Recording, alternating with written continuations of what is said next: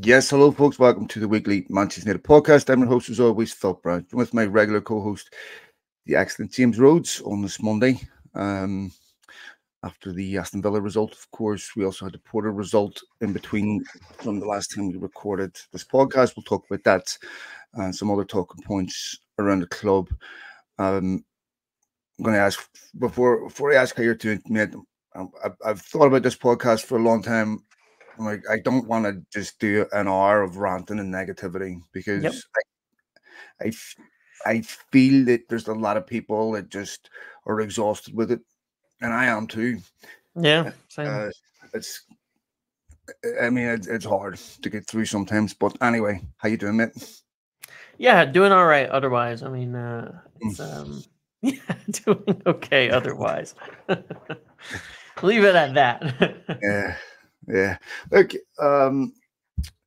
the ironic thing is, of course, a draw away to Porto and a draw away to Aston Villa in isolation is actually not bad results, but in relation to everything else, yeah. Neither performance or result done anything to address a lot of the concerns, of course, around Erik ten Hag's future and what happens next. Of course, Ineos will be meeting tomorrow, I believe it's Tuesday, isn't it? I think they met today. And they meet a lot of a few different things, obviously, because there's it's, their whole life doesn't revolve around the manager and the manager decision, of course, when they're working on projects. Yeah, well, apparently it does for most of us. It seems like it feels like it sometimes, right? That sets the mood, the tone. That's all you can think about. That's when you want to wake up and think about the manager every day. I mean, I didn't expect to be having dreams about Erik ten Hag, but here we are. My wife's sitting there asking me, what am I talking about in my sleep? She thinks I'm, dreaming about other women's, but it's just the bald Dutchman. Quickly segue off this. This is veering into territory that you might not be able to recover from. But obviously, yes, they have to meet on the stadium is a huge topic that involves a lot of things. Gary Neville was there at Old Trafford. He's heavily involved, obviously, in the stadium regeneration project, all of that.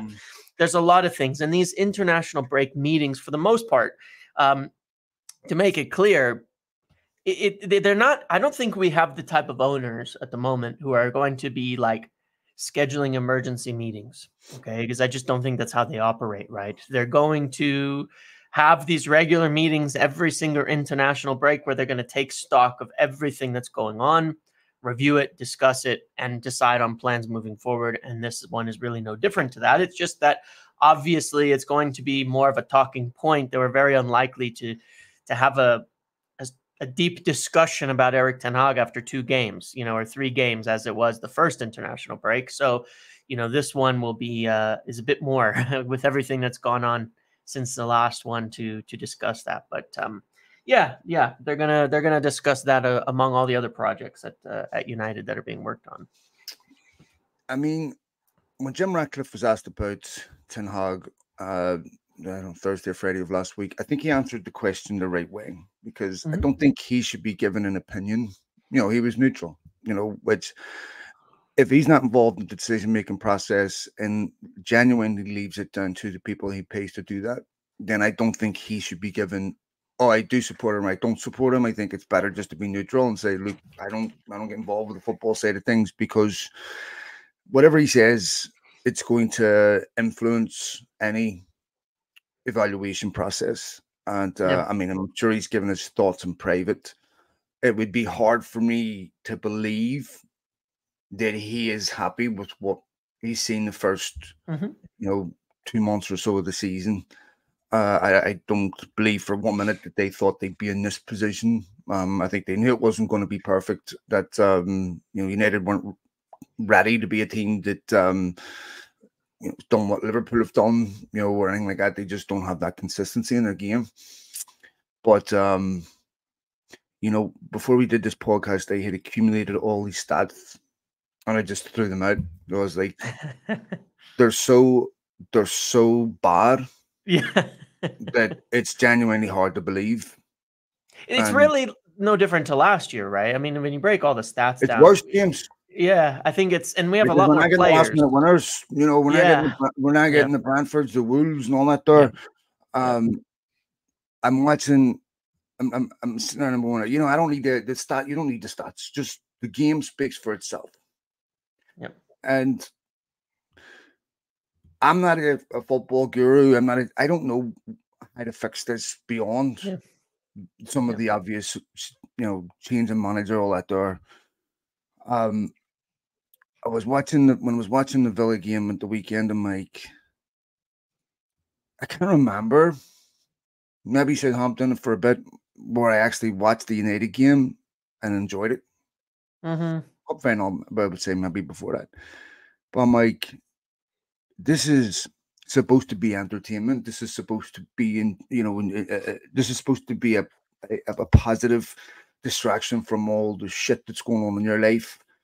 And you're watching this, and I was thinking, if I wasn't a Manchester United fan, I was watching this, I would say, how do you watch that every week? I mean, it was, and it's very bad. And when I hear things like, "Oh, as you can see, we're improving," I'm like, "What are you talking about?" And what I want to know is, what does an Eric Ten Hag football team look like when it's functioning at its, optimal levels? Is it this? Yeah. You know, because, you know, what does it actually look like? I don't know. And everyone's entitled to feel how they feel and have their own opinions, but honestly, mate, sometimes I ask myself, why am I doing this? Like, this is just so painful to watch. And of course, you support your club through thick and thin. You don't make that choice. But what is actually happening here? Like, United, if they score goals in a game, they'll concede a ton. Or if they defend and don't concede, they won't score. But this is a football team that either draws or loses, rarely scores, and occasionally you get the odd win in between. How is this allowed to continue? Yeah, and I mean that's the question. And you know, I one can, as we have, I mean, I talk about other managers, other clubs, things, you know, clubs like Tottenham and all of that, where they're not always getting the results. But it's interesting because the answers to those questions, you can't see it. If you watch Tottenham, you can answer the question, whether they're flawed, good, bad, you know, conceding late goals, you know, defensively suspect aside, you can look at their team and know what they're trying to do. And, you know, and I recall back, you know, kind of learned this as a fan of it, because I recall back during Klopp's early tenure, everybody taking the piss out of Liverpool for their conceding late goals, bottling games, things like that, because they did a lot. But you could see it if you stepped back a little bit. There was a very, very direct, very clear way of playing. You could tell this is how Jurgen Klopp plays football. This is how Liverpool play football under Jurgen Klopp. Whether it gets all the way to the top, you can't answer that question. Just like you can't for Spurs. They could end up falling apart, and it never gets there, and it's never good enough, and it probably won't be. But you could see that for Klopp back then, and it did get to the top level, and they won a Champions League, and they won a Premier League, and they won major things. But you could see it. You could see it even with Mikel Arteta, and that's where the comments and comparisons made sense for a year, maybe two. But by the third season of Arsenal, the third season of Mikel Arteta, they were challenging for the league. And you could see it even in the years prior. You know, this is how a Mikel Arteta team plays. This is how Arsenal plays under him. Whether it's good enough, whether it's entertaining enough, those are different questions, but you knew it. It is the biggest indictment, I think, and the biggest problem as a fan is that I think every single one of us would sit here and say, look, if we knew we were going to play this way, and we can see that we're getting really good at something, not at everything, because that is part of a process. You get good at one thing, and then you keep adding on more things and building until you're good at all of them. It's the same way you learn how to do anything. You get good at one thing really, really well. And then you can take on more. And we were saying, okay, we're really good at this, and we're dynamic, and we're attacking, and we're scoring goals, but we're conceding a lot of chances. We got to figure that out. It would be one thing. United aren't really particularly good at anything. I don't think there's a single thing you could sit there and say, we do this well and consistently. And that's, I don't think that takes years to know and to see that. I don't think it takes years to see a team be able to get good at something at least. Because there's a lot of pieces towards putting together an overall top performance. I don't know any of it. I think we're on average bad at everything, you know. And don't know. It's, and that really is the problem. You know, like you said, it's not even so much you don't know what we're going to get with United anymore. We do know what we're going to get, and it's going to be bad. It's going to be bad Well, every single week. there's about 3 or 4 different versions of a United game that you get. And that's Yeah. pretty much it, right? Yeah. So you get the pragmatism of, what you got when, at the weekend, or, calamitous mistakes, or, a win like you get at Southampton, or and consistent draws. And so you toggle between 2 or 3, 4 different emotions that all are incredibly familiar, and you're watching the game and you're like, I've seen this game a million times before. And I think these are part of the things that you have to be concerned about, is the same problems keep showing up that were showing up last season, and continuing to show up. And when I hear, every week we have to improve, like, that's your job to make them Yes. improve. I know that they have to improve, but you're responsible for that improvement. And this is also the issue when you have a manager. Like, I agree that Ineos will look beyond the result, and the body of work will be evaluated comprehensively. But when a manager is managing to keep his job because he feels like he's a defeat away from getting sacked, then you can't build anything with that, because everything is about the immediate. And I asked myself, is that what Ten Hag did at the weekend? And then I look at the team he picked, and I'm like, he is legitimately managing United. Like, he's certain he's going to be here for the rest of the season, because I don't understand this new idea of rotation, which he never did. Like, he never did this in his first season. I remember what United playing Reading and stuff in the cup, where Christian Eriksen got injured, and I think that was the first time he had rested Casemiro. He ended up bringing him on that game. I'm like, he never rotates, and now all of a sudden he's rotating. I'm like, I don't understand it. And then every time he brings players on the pitch, subs, they never changes the game. Never changes the game for United in the batter, and for the batter. Xerxes was per game yesterday. Garnacho per game. Xerxes taking a lot of heat online after the game. I didn't spend a lot of time online, but to me, technically a good player, but you need goals in the middle. And man, I'm trying not to delve into the negative. I'm trying to. We all know what we're watching. Yeah. To me, what we're seeing now, it's beyond, this analysis. You should have done this. This will happen. Should have done. It's beyond that, where it's like, okay, there is no corrective process here that you could say, do this and this. This is, to me, a decision that any of us don't want to make, but have to make, because the football club is in the worst on the field. This is the worst team that I remember in my lifetime. And I remember the 80s, and I was looking at it through a different lens as a child, but I'm looking at this United team going, I mean, this is diabolical, man. This is very, very difficult to watch. Yeah, it is. It is. And we've seen a lot of difficult times and things like that. But when we saw in the late stages of Jose Mourinho or Ole Gunnar Solskjaer, it was only like 2 games, 2 really bad games, and then they both got sacked, and that was it. We had even in Jose's final season, some people remember it a certain way, but we had like comeback wins against Juventus and Manchester City. Manchester City was a bit earlier, but we had things like that were happening, and Yeah, I don't know. It is bad, and it's hard because it's not like we can all sit here and say, well, if we just start this player, right? That's what you're saying. It's sort of beyond the analysis because I don't think anybody can sit there and say there's any 11 we can put together that I think will work at this point. Because it just feels broken. And what I don't like where things go sometimes that gets rather frustrating is we go through this cycle of things where, and I'm not trying to pin it all on the manager either in this, but we go through the cycle each time where then it goes on long enough, and then it gets decided that all the players are bad. So now we don't have any good players anymore.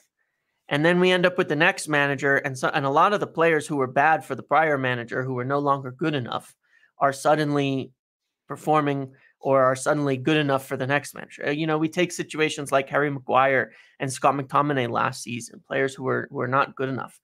But then they're largely the reason that Ten Hag is still in the job today, are performances of players like that.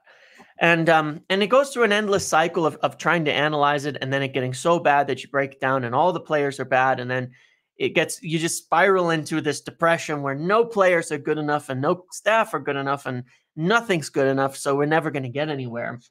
And I think that's something that they have to be wary of too, the management in all of this, because the reason I just bring this up is that it got to a point where you've seen in the last few years it spills over. I mean, the abuse that, for example, Harry Maguire got for some time was directly as a result of things spiraling to a point where it was decided like Harry Maguire's the problem with this team, and we're never going to win.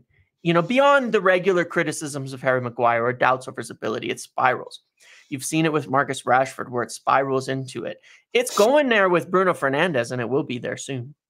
Where you can have doubts over how he's playing, but it's spiraling to a point. David De Gea was the same thing. We saw that with David De Gea, and I've had, and even if technically or analytically or whatever, you can look at it and say, yeah, we should have got a new keeper. It keeps happening, and there's going to be, and it makes it a really bad environment that will continue for players too when they sit there getting dogs abuse. I mean, Casemiro, we know how unhappy he was with it's somehow being turned to Casemiro's the problem with the whole team. He's actually the worst player ever, not the best player ever, and has ruined the team by coming in and all of that. And it's going to be a new person every month that things continue to decline until we have nobody left and everybody's getting abused. Lisandro Martinez, it's crazy. These 1 year cycles where a player's the best and then they're the worst in the views, and it becomes almost an untenable environment for them. And that's been happening for years. For years, it happened to Pogba, it happened to others, where they were the solution and then the problem, and it makes the environment so difficult. One of the things that looks a bit strange to me on the outside is Ten Hag seems to me to have some of the weirdest sensitivities. And a player can play every week and be really poor, not suffer consequences. Yeah. And when I see what happened to Porto, where I can only assume that Rashford was taken off because of what he didn't do defensively. But Marcus Rashford is getting destroyed for not scoring goals. Yeah. Now, he's the only forward that goes through this, right? Yes. And if you want him to be a left wing back, you can't have him up the field scoring goals, right? You can't have both. His job is to score goals for Manchester United and create goals. He tore Porto to shreds in that first game, that first half, and gets hauled off. Now, if you're going to rest a player for 45 minutes, you tell them before the game. So, you know what? You want the first 45, and then we're going to cheat. And if you're he wasn't, right? And he wasn't. No, of course not. And if you're justifying that, saying, well, the other guy that has to play, was outstanding in our last game. Well, then why is he on the bench? If he was so sensational that he has to play, why is he on the bench, mate? Why, Garnacho and Rashford can play in the same team. Yeah. But then I'm looking at the second half, and when Porto are attacking United, Garnacho's not even in a shot. Like, he's not even in the frame. Nope. And I don't get it. So, I mean, I have to assume that he took Rashford off for this reason, but this guy doesn't have to defend. Ugarte hasn't played since Spurs. Now, I have to assume that Ten Hag has partially held him accountable for what happened at Spurs against Spurs. I don't know whether he's been singled out saying, you're the problem, you did this.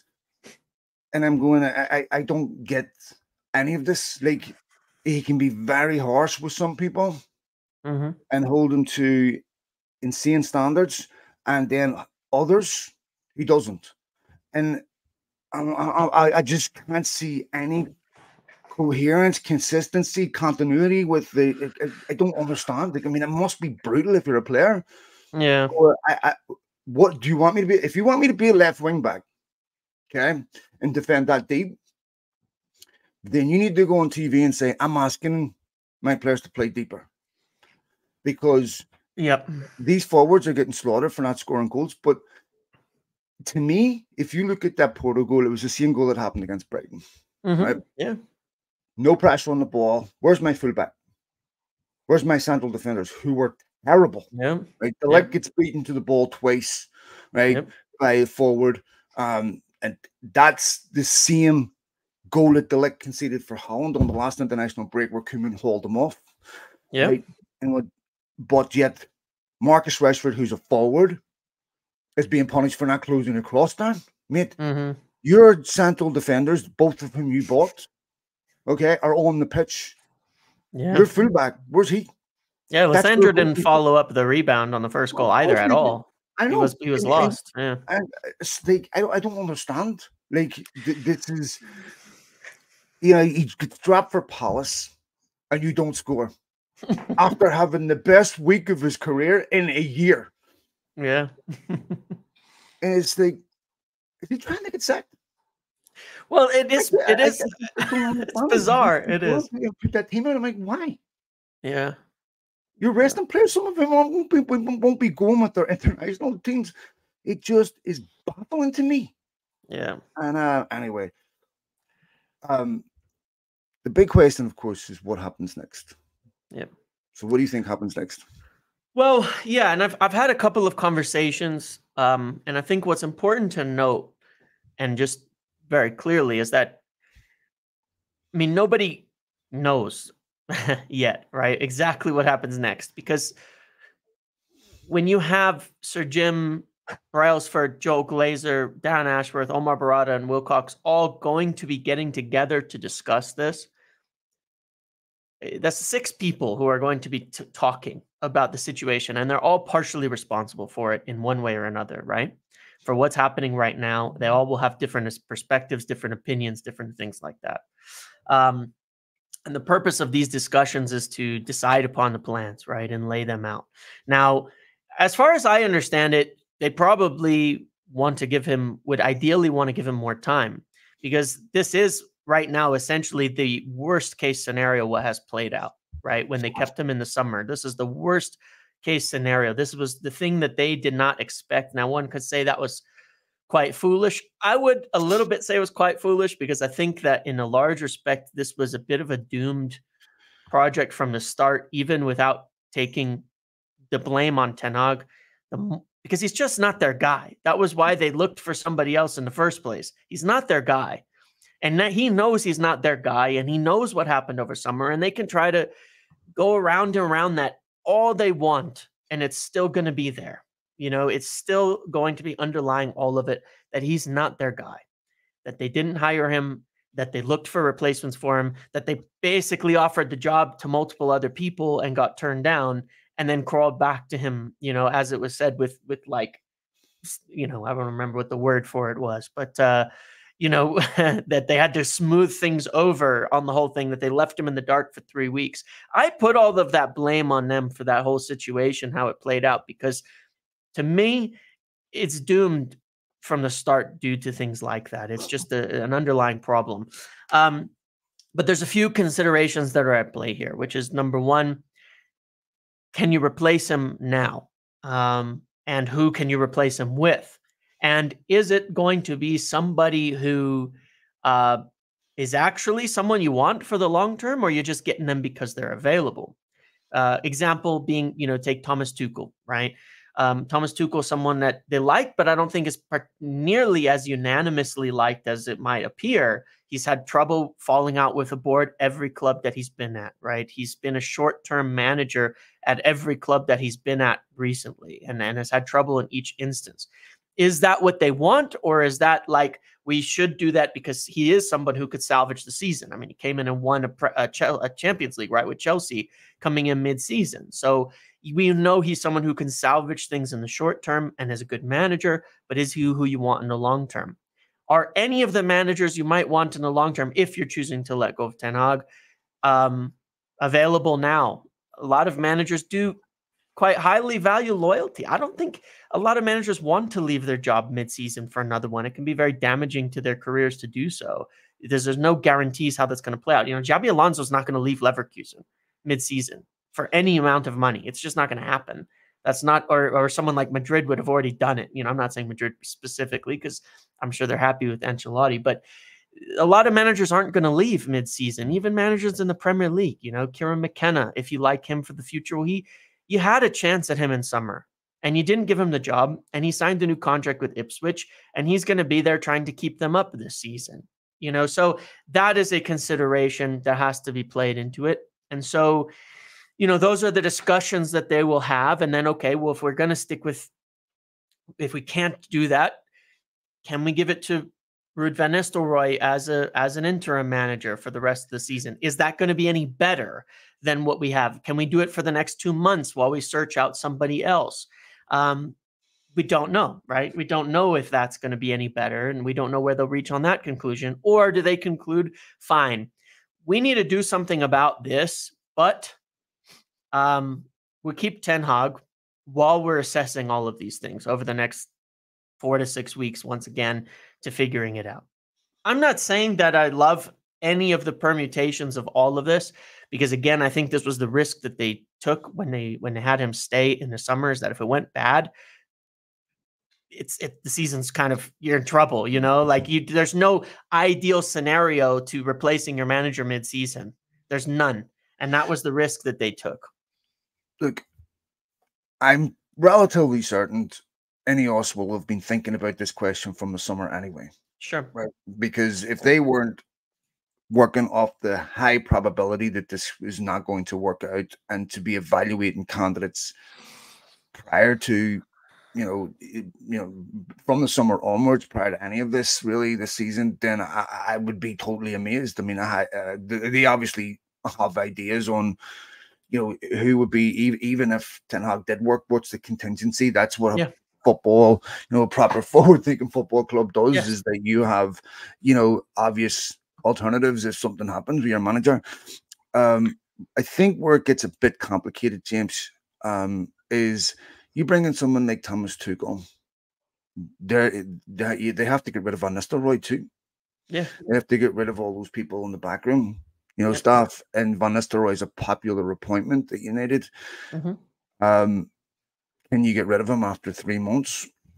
This is, there's big questions to be answered here, and there's still some people that, Fergie got time and all this.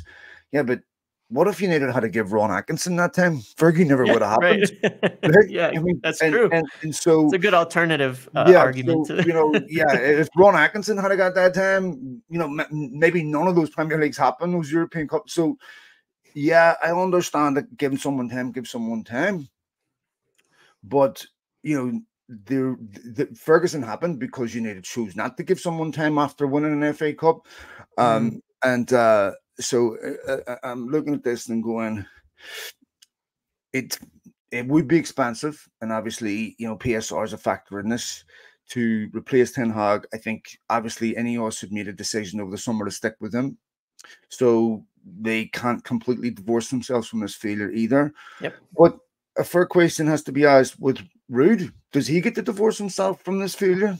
Is because maybe some of what's going on at United, he has to take responsibility for it too. I'm not saying, United fans won't like that, but if you ask the players, what would their Response B, I think. Yeah, and we don't know, for Dan Ashworth and Wilcox and such assessing things, if they're sitting there looking and saying, we haven't really seen anything from Ruud to suggest he'd be any better. We don't know that, it's an unknown factor. If you look at what happened with Van Nistelrooy at PSV, you had players that were complaining to the board about him. This happens in football, and he felt that he needed at least another year or two as a number two. It certainly wasn't plain sailing at PSV. And but that's true of anyone, any manager's going to have these issues. I'm looking at this, and then I'm thinking a bit about the Benny McCarthy interview, where he's talking about Ten Hag lacking that passion, and you can't change your personality. I don't know how big a thing this is for footballers. They'd have to tell you that, but maybe see this little argument with Van Nistelrooy and Ten Hag at the weekend. I actually think that some of that stuff is healthy. Yeah, because usually. I don't know if they're arguing over something going on in the field, but if they're arguing over different ideas, that's healthy. That's what I don't think that needs any controversy, or that should be happening on a team that's not winning. I want to see people emotionally engaged with each other, arguing with intensity over what we need to do to get right, because it's not important who's right, it's important what's right, and that's it. And so and Van Nistelrooy is in that team partly to get United scoring goals, which they're not doing, and so I'm sure he does feel pressure too.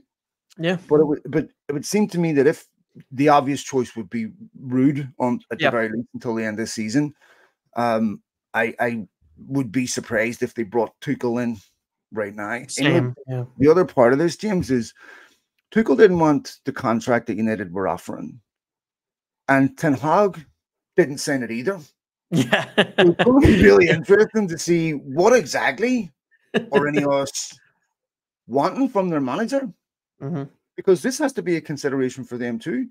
Do we go back to Thomas Tuchel and say, actually, you know what, we got it wrong 2 months ago, we're going to give you what we wouldn't give you 2 months ago? I mean, that do they compromise on what they want in the long term just to do that?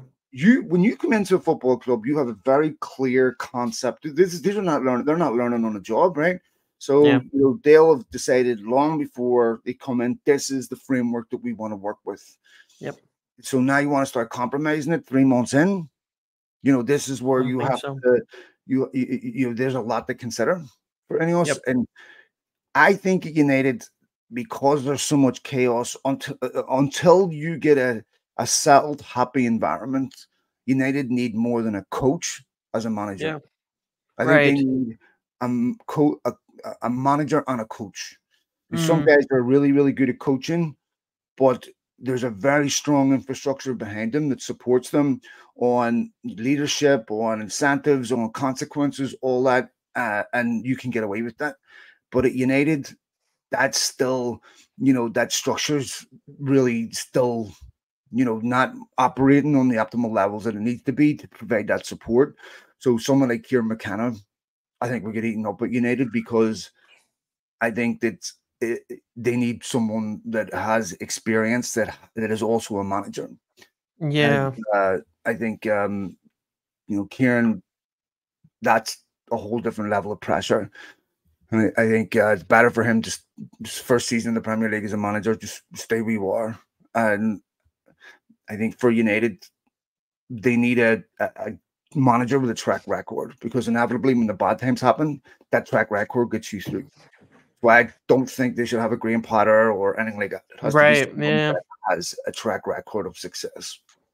Yeah, and I've come back and forth on that aspect of it, the modern coach versus this and that, but I think I've settled in a lot of agreement on what you're saying there, the more that I've looked at it and observed. And I think that I've, definitely changed my view on this on a number of occasions. But when I look at the most successful managers, I think personality comes to the forefront on a lot of them, right?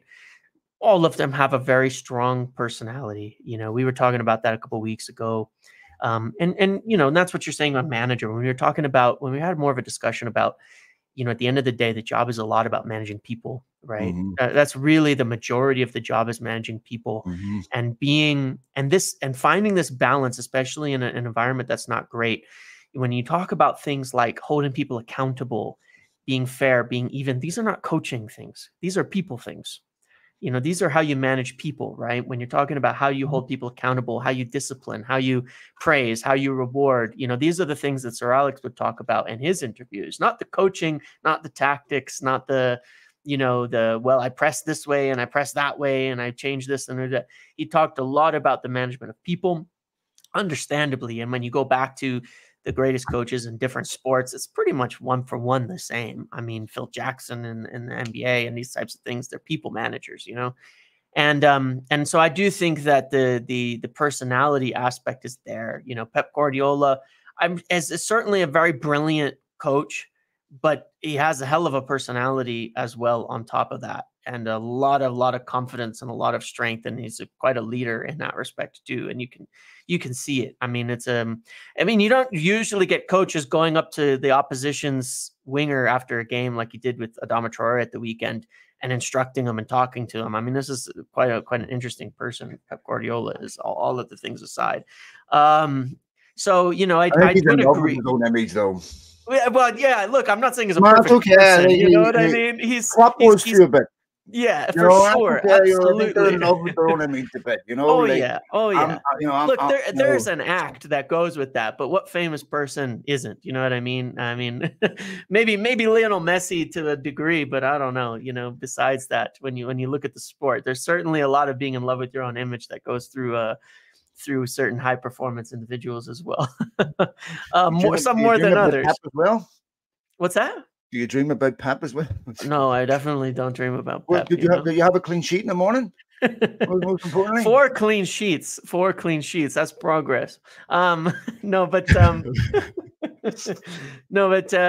do agree, and I think that it's hard to get someone like that, and I think that, you know, I think it's hard to find the right person there, you know, and I think that then it's hard to find someone like that who balances in it, and when you can find someone who has both, you know, then you're really flying, right? In terms of the best managers. But that is a challenge. And I think that is also understood. You know, I don't think Graham Potter is being considered anymore for that reason.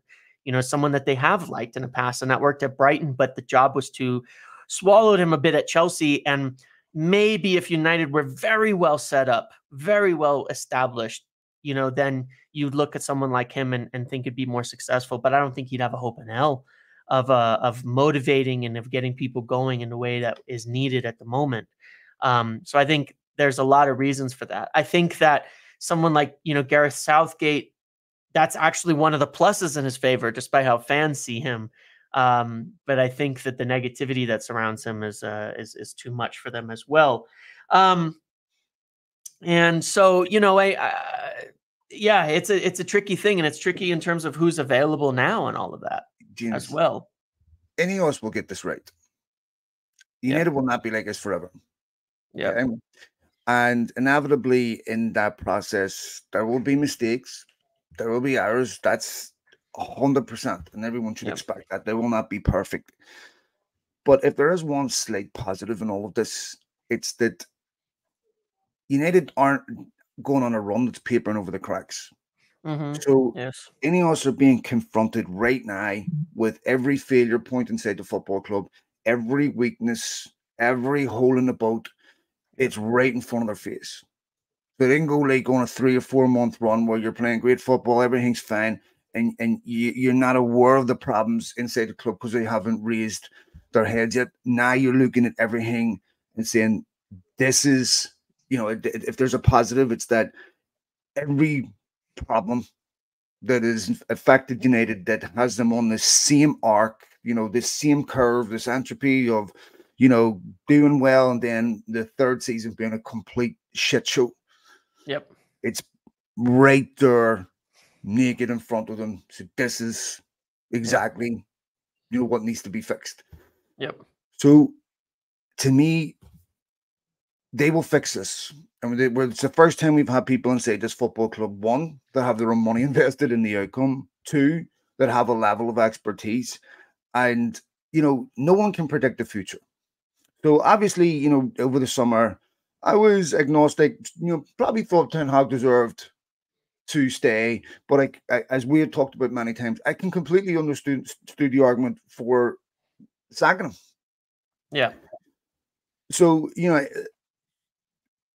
if any of us had have sacked Ten Hag and brought in another guy, and it looked something like this, he'd be getting slaughtered. You sacked the guy, won 2 trophies, he had all these injuries. All of that would be happening.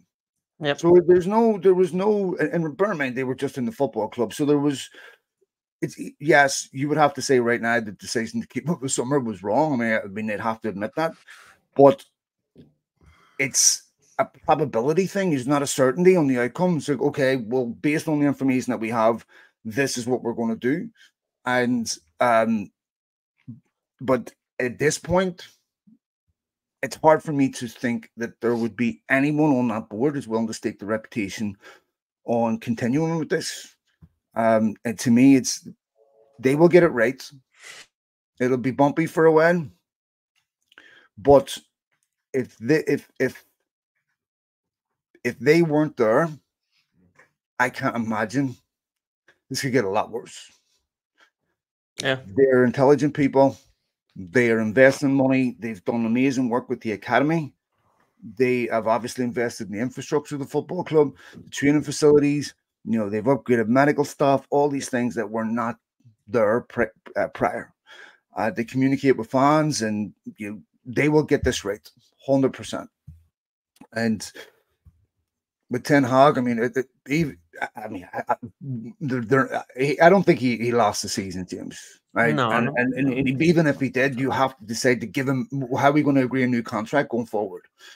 Because that would have to be done at some point this season. I think we're kind of past that already in a lot of. But that's what I'm saying. It's not just sticking with him to the end of the season. It's sticking with him because to stick with him to the end of the season, you're making that commitment to stick with him for the next 3 seasons. Yeah. Because if you're going to keep him this season, you'd have to give him a new contract at some point. Because we didn't sign the last one, so at some point there'd have to be agreement on new terms, and I don't think United would have any appetite for that. I mean, at this point, it would be a miracle if United recovered, and I would love to see it. I'd love to be sitting here 2 months from now going, Ten Hag's pulled off a miracle. He's got them playing unbelievable football. United are exciting. They're winning games. They lose the odd one here or there. I'll be delighted. Because I don't really want to go through the process of a new manager or hold everything again, but I'm not my wits' end. Watching it, it's very, very painful. And I don't want to, I just have no appetite to watch these games because it's just watching United lose or, do silly things or players, losing their, their discipline. When you see what Bruno Fernandes and stuff did, and look, Rashford was lucky not to be sent off yesterday, you can see the petulance from the players that they're exhausted with it. I guarantee you a significant number of them are delighted to go away with their national teams. Yep, I agree. Yeah, I mean, I agree with all of those points, and so it's a difficult situation. I do think that in essence, not having it clear in summer and resulting in this means there's really no ideal, and I understand it. I'm kind of faced with that like looking at the situation and thinking, I don't see some magical solution that makes this season all better with everything that's happened. I just don't. I think it's going to be a difficult season no matter what happens. But I do think in the long term, regardless, we'll end up in the right way. I think that, there's criticism deserved, things like that. Fine. I think that, if we'd been under different ownership, Glazers in the past or something, would Ten Hag be sacked? Probably, yeah. But what would we do next? Make the complete wrong decision as well. We would hire the wrong person. We would hire, Allegri or something like that people would be absolutely miserable with 12 months from now and begging to start over again just because we could, and he was available and he was a big name or something like that, That's what would happen. By court order, James. Yeah.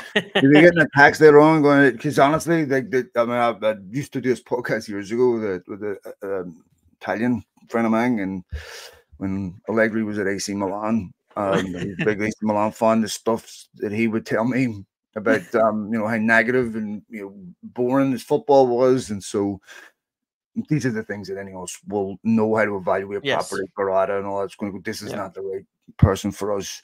Yeah. But I understand why these things are being brought up. Everyone just wants this to stop. Yeah, exactly. So, you know, my opinion, semi-informed opinion, personally, is that I think it's a little more likely that he stays on for a little bit longer. I think the leash is going to be incredibly short, and I can't say I 100% agree, but that the leash should be very, very short.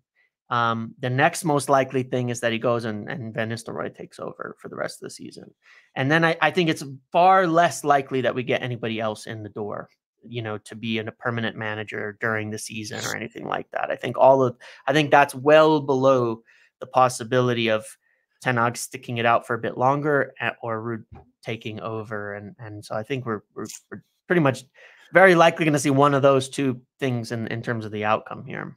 Yeah. Like I said, I want to end this on a positive, because I do believe this is, we're going through a tough time right now, but this will significantly improve at some point because we have the right people at the club. The United's current league position to me is representative. It's not a false position. This is something that we can't be talking about in the next international break because financially, I don't know if Innes can afford to just write off the season. But to me, it's like I trust them.